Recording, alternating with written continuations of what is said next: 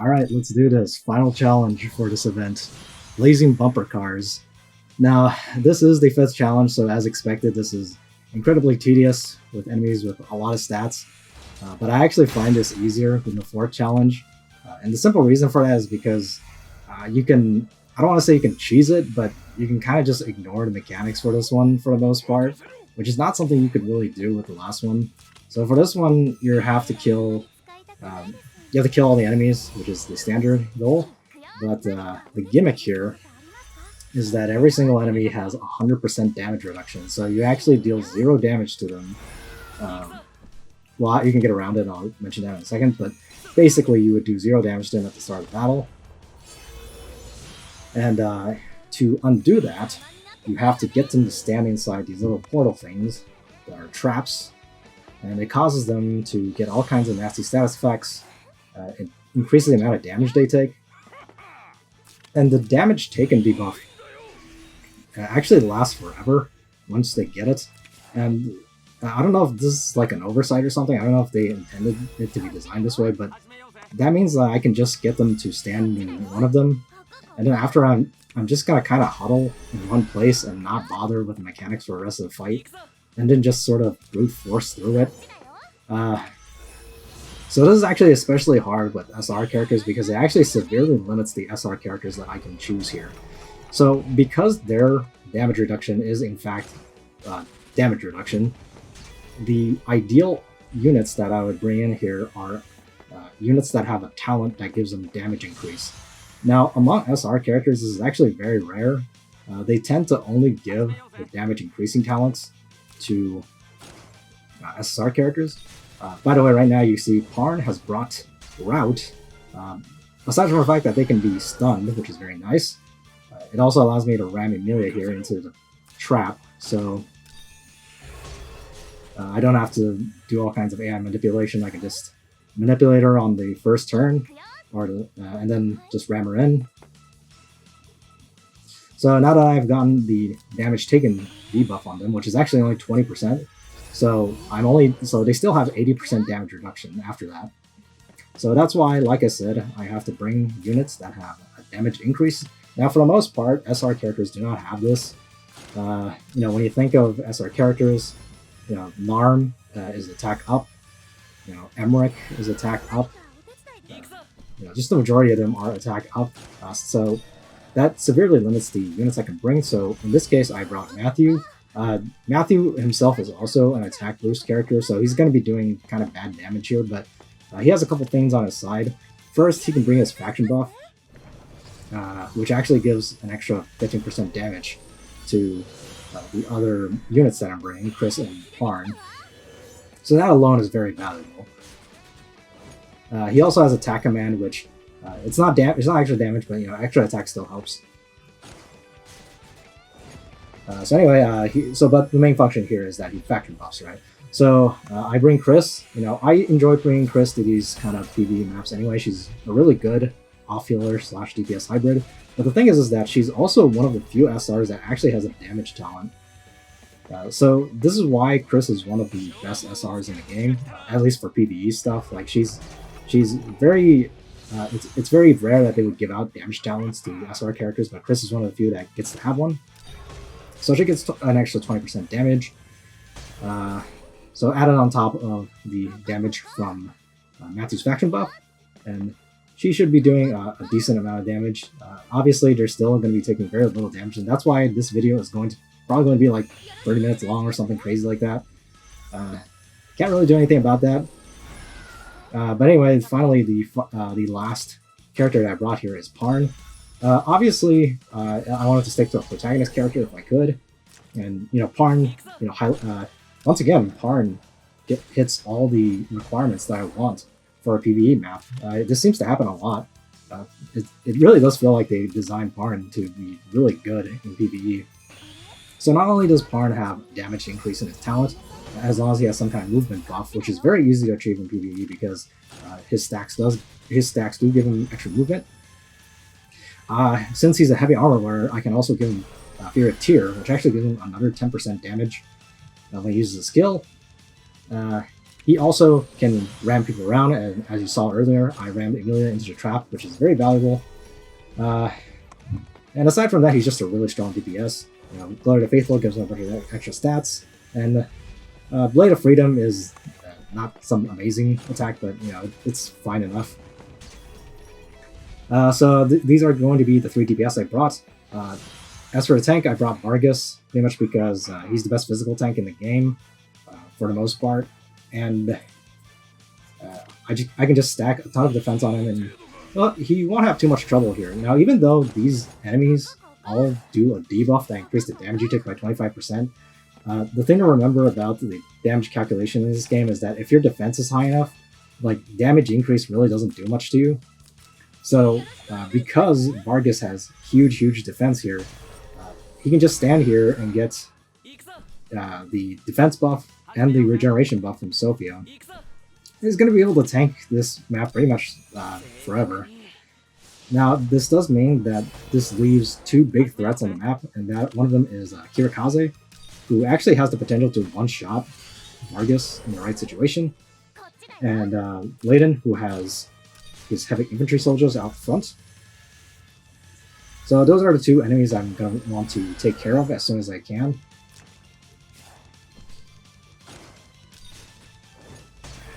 Now, aside from that, Vargas isn't really going to do much aside from tank, because, like I said, these enemies have a lot of damage reduction, and even though Vargas can get really high attack thanks to Unbreakable Guardian and Power Stab, he's gonna pitch in every now and then and help out a little bit, but he's really not going to do that much damage because he has no damage increase. So that's going to be a problem. So I'm going to have to rely completely on my player phase output to finish this map. So one of the other annoyances is what you're seeing right now, which is that a lot of these enemies have AoEs, and not only do they stun, but they also can shuffle people around. They do a decent bit of damage. And sometimes they will break through, they pierce to the end. So that's why Kirikaze is way up there and behind my team now. This is kind of a problem because maintaining this formation and making sure that Vargas is constantly guarding people like he should be is something I need to guarantee the whole time, because this, even though it's going to look like it's very safe what I'm doing here, it's actually like I have to be very careful, because a fight like this can turn ugly very quickly. If Vargas gets displaced to the wrong place, or if I accidentally forget to say just add Vargas, so he gets stunned or Moby downed, all of that can just spiral out of control, and then everybody will die. So I dogpiled Narm at the beginning because she's a 2-range character, and she'll die pretty easy, low defense. With her out of the way, I am going to start working on Kirikaze foremost, because like I said, Kirikaze is one of the biggest threats here. Can do a lot of damage to Vargas. Now, I can tank a hit from Kirikaze as long as I get the right debuffs from Almeida, and once again, Almeida is going to be showing off how good she is in PvE maps still. I did bring Almeida's 3-cost skill, so Almeida is not only going to be debuffing all the enemies by herself, but she's also going to give roast to everybody else, so everybody's going to be able to debuff a lot. And in PvE maps like this, attack and defense debuffs are very valuable, and of course, Almeida will also randomly give out damage taken plus 20% debuffs, which is especially useful for this map. And on that same note, Chris will also randomly give out damage dealt plus 20% buffs every time she attacks, and with her talent, or whenever she ends her turn, of course. And that's also going to help me be able to clear this map in time, because you're going to see at the end that I'm going to use up pretty much every single turn, and I'm just going to pretty much just barely beating this map. Now, if I was able to use SSR characters, of course, it's a lot safer.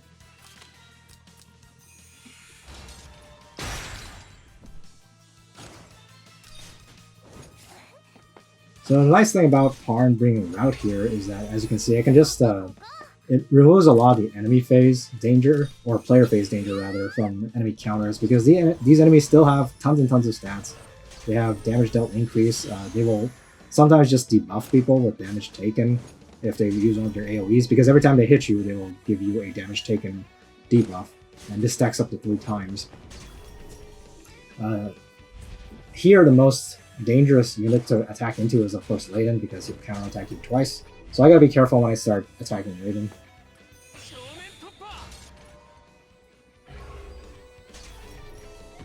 So finally, the last unit I didn't really talk about is that I bought Sophia. Like I said, I'm using Sophia to give Vargas his defense buff. With defense plus 30%, Vargas has a lot of defense. So he's going to be able to pretty much ignore Sherry, Emilia, Grenier, and especially Leon. Like, Leon's not really going to do anything to him. As you saw, Kirikaze can get pretty close to killing him, and Raiden can do a lot of damage to him as well because it's having infantry out front. So it's a combination of putting the defense plus 30% from Sophia, the regeneration buff, and of course Almeida debuffing all these enemies. It's a combination of all these things that allow my Vargas to survive this easily. One of the things that I've been reading that people are running into is that the stat check is too difficult. And, you just gotta remember that bringing units like Almeida, even though Almeida is not very good in PvP, she's still really good in PvE, precisely for situations like this. She's just giving all kinds of debuffs out. And her limited debuff pool actually works in her favor. In PvP, Bozel's debuff pool, which is like heal block and buff block and all that stuff, those debuffs are the good ones. But in PvE, a lot of times you have enemies that are immune to all those stronger debuffs, but most of the time they are not immune to these attack and defense down debuffs. And combining that with the proper buffs, it's kind of like your RPG basics, right?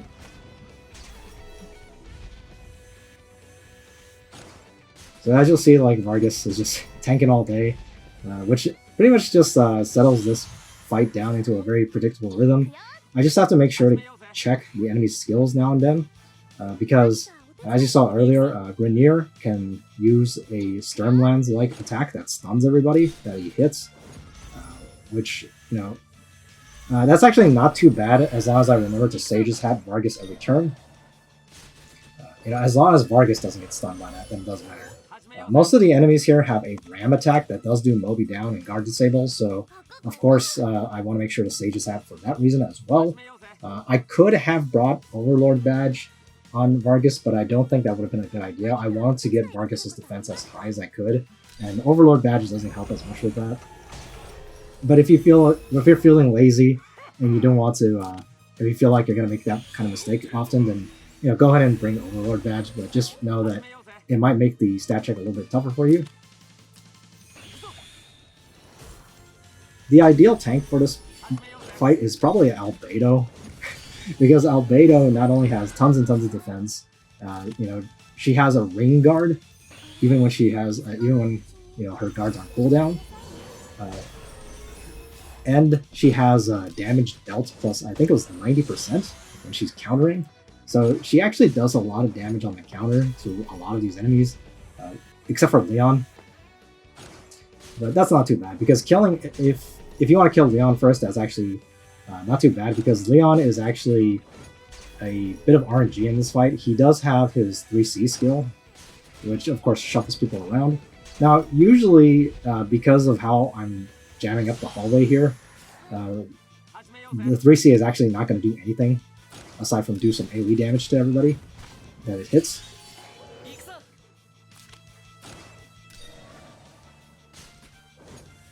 Alright, so as you can see here, Kirikaze is gone now, so that is removing pretty much the last significant threat that can damage Vargas. Raiden can still hit Vargas pretty hard, so I gotta be careful of that. But aside from that, as long as I pay attention, I'm pretty much home free. So you also notice that you're getting a freebie Bozel here. This guy actually is better than the summon from the last challenge, because he actually has skills. He has Alternate, which, aside from the first turn where I used Alternate to get to touch the portal immediately. I only use it to burn down his cooldowns. Aside from that, he has a rewind skill, which combined with Sophia's rewind is actually very essential for me to be able to make sure I beat this map on time. So by using Revive very liberally, I can not only get my attack skills back up very often, but it also means that I can keep Vargas's 2 range guard up more often than not. Which helps to which helps with the consistency of this strategy.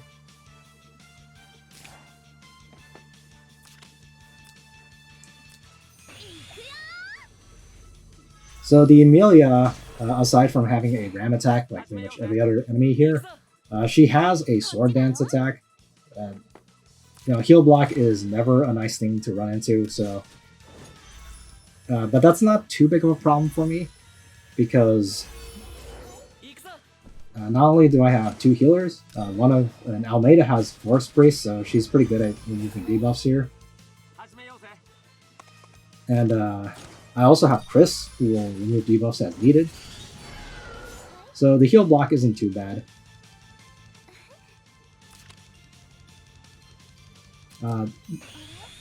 The Bozo also has a final skill, Spatial Strike. Now, this skill is, like, I'm not going to be using this skill because the main function of that skill was to make it so that you can get around the room easier and hit all the portals as needed. Now, I did do this map quote-unquote normally in my first run through, and I gotta say, it's incredibly annoying.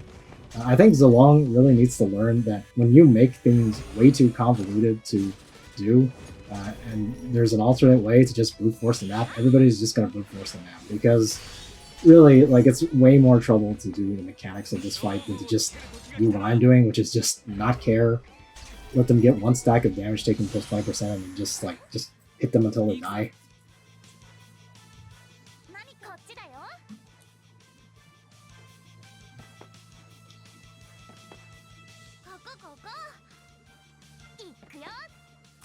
So, I guess the only other enemy I haven't really talked about is the Sherry.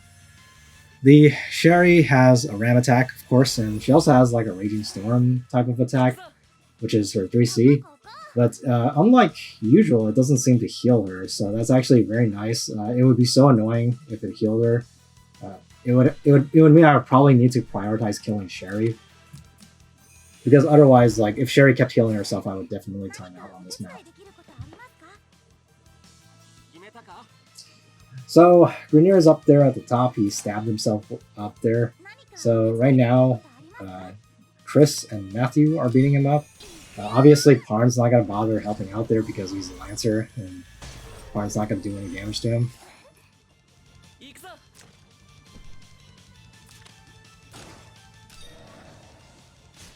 So as you can see, that only did 5,000 damage because, like I said, Matthew is an attack boost talent character. So he actually only has like 15% damage from his faction buff.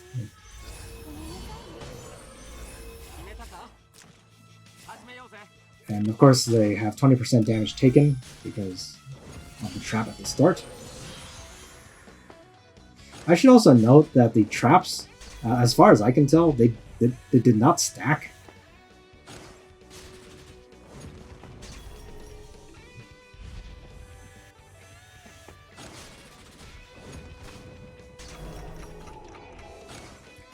So if you were to do this map normally, the traps that appear would actually get stronger and stronger as you walk around the room. So as you saw at the beginning, Emilia got stunned by the first set of traps.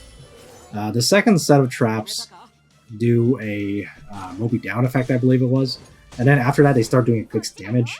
It does like 15%, and then the other set after that does 30%. So they get stronger and stronger.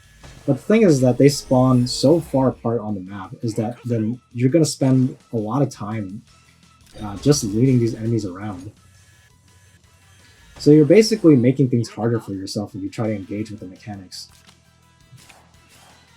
And again, I kind of feel like that's a huge design flaw on Zalon's part.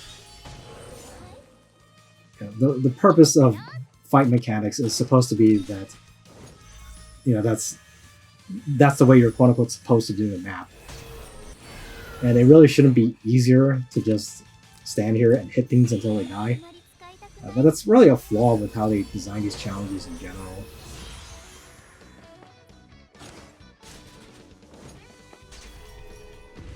Anyway, I mentioned earlier that I consider this challenge to be easier than the 5th challenge, and the main reason for that is because in the 4th challenge, they're actually all immune to attack down, and that's one of the reasons I did not bring out Mato when I did that challenge. And Vargas almost died just now. As you saw, Leiden's heavy infantry do a ton of damage to him.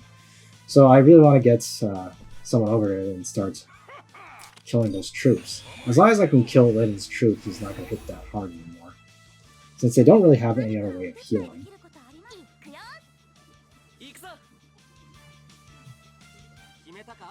So, as I was saying, like the 4th challenge is only difficult because of the limitations involved, and that you can't really get around the mechanics in that fight.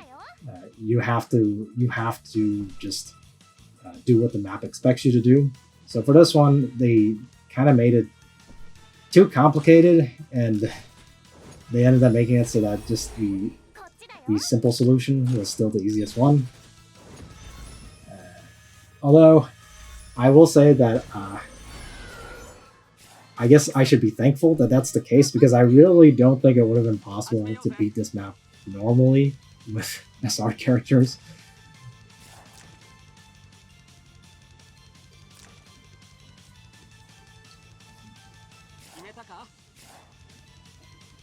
So the only enemies left over here now are pretty passive, tanky characters. And right here, I'm trying to decide where or not I should hit Raiden, because Raiden, of course, has his very strong counters. Okay, as you saw, like Parn nearly killed himself doing that.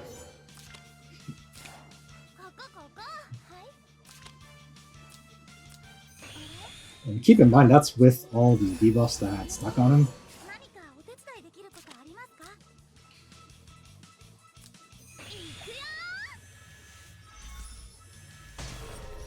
So if I was allowed to use SSR characters, obviously I could just bring characters like Lana and Rachel.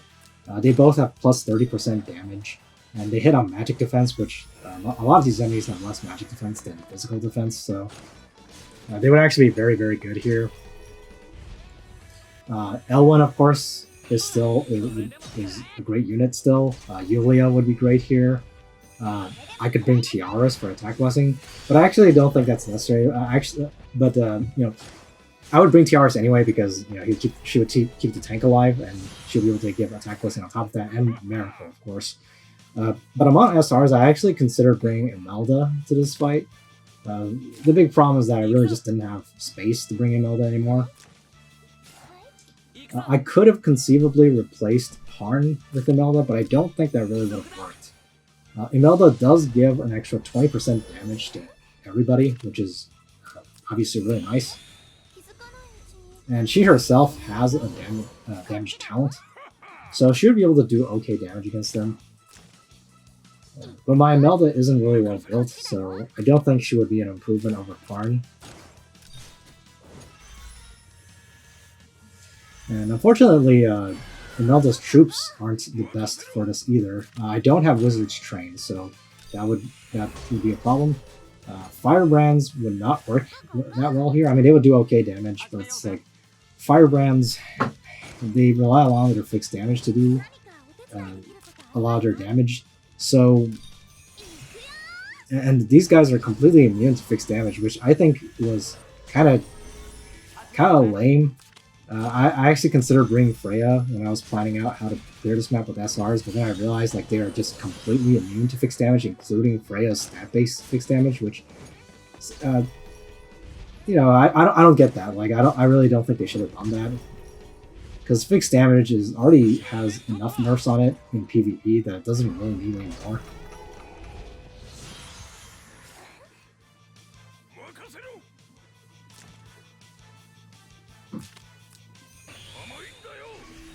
But yeah, I think I've exhausted just about everything there is to say about this map now. So rather than ramble on, I think I'll let you go. You can watch the rest of the map. I'm just gonna beat them up until they die. So thanks for watching. That's the Children's Day event. See you guys next time.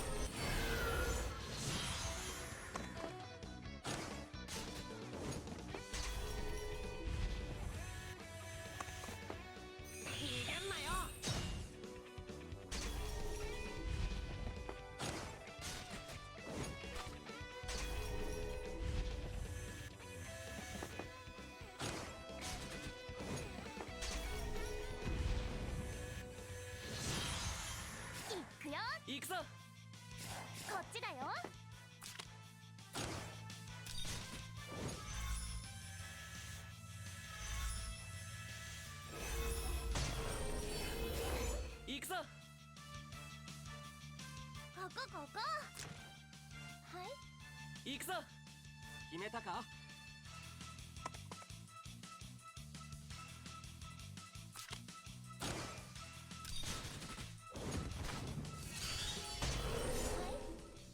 行くぞ。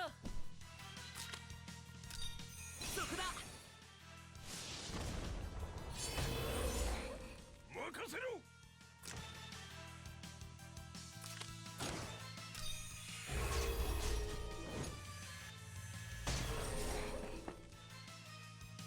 ここあ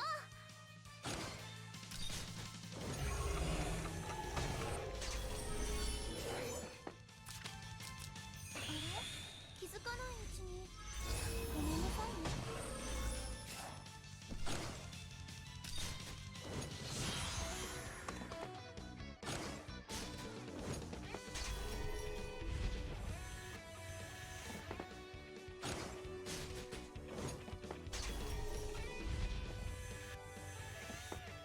勝負をつける時が来たな。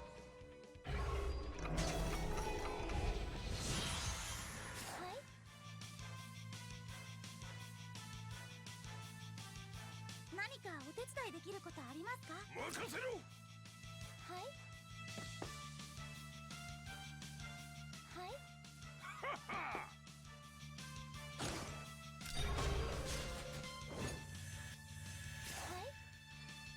始めようぜ。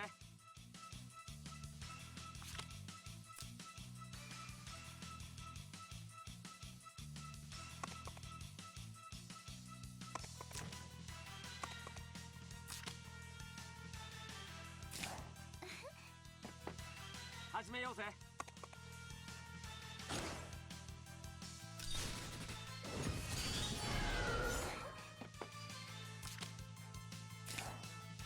何かお手伝いできる？はい。行くよ。行くぞ。はい。こっちだよ。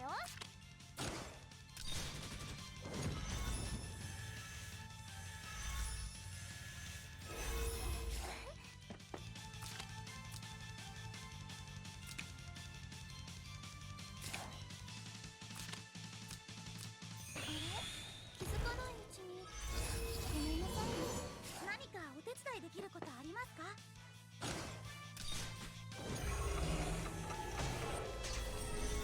行くぞ。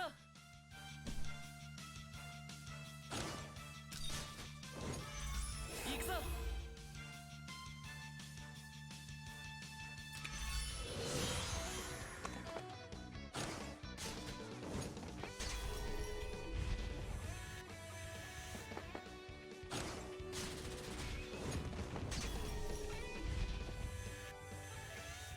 これでも食らいなさい。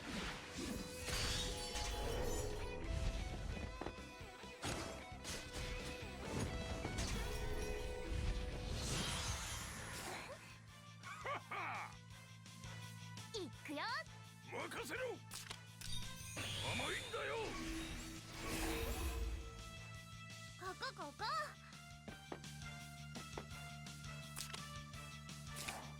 行くぞ。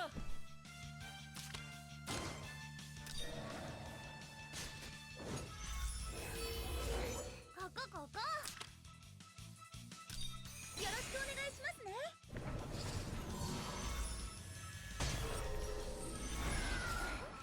行くよ。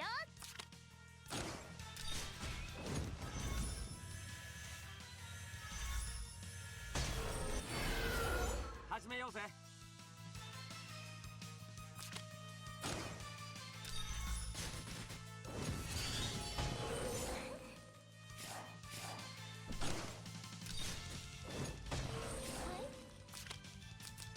これはあまり使いたくないですよね。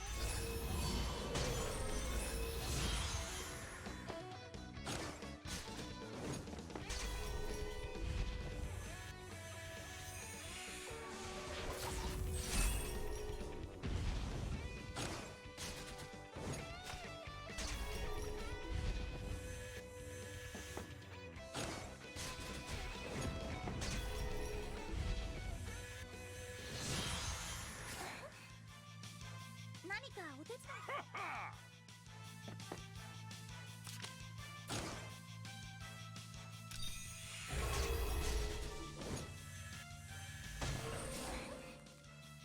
めたか。はい、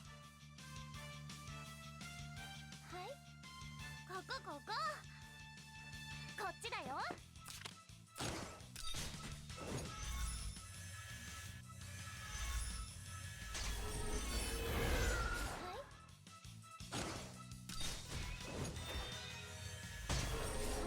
始めようぜ。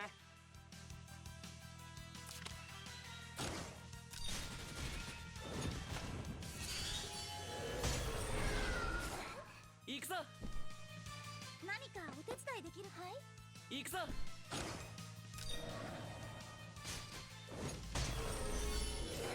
何かお手伝いできることあります？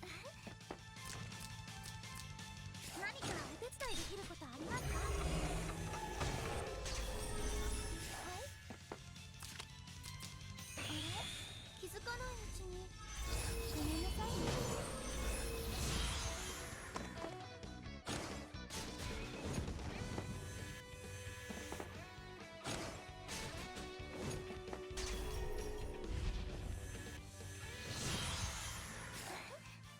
こっちだよ。行くぞ。何か決めたか。行くぞ。正確に。決めたか。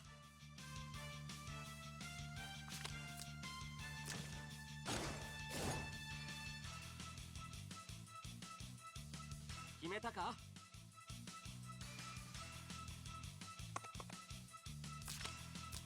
行くぞ。決めたか。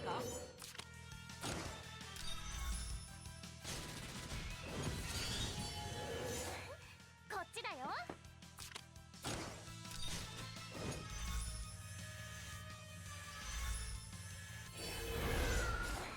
何かお手伝いできることありますか？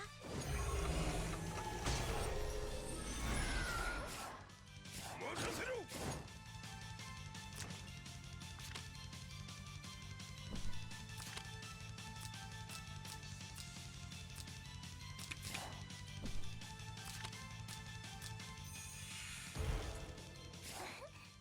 任せろ。その程度が。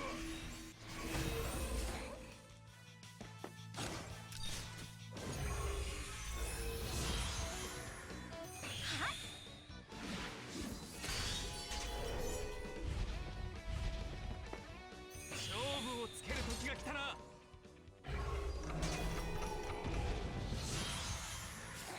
何かお手伝いできることありますか？いくよ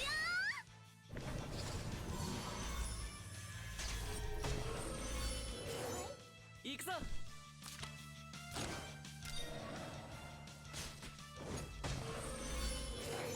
任せろ。決めたか。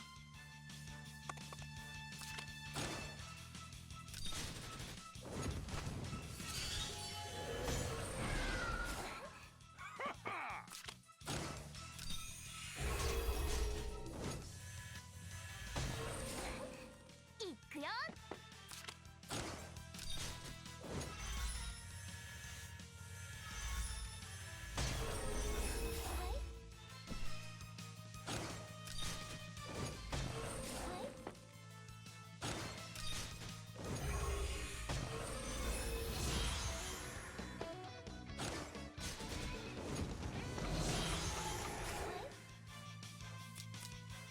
始めようぜ。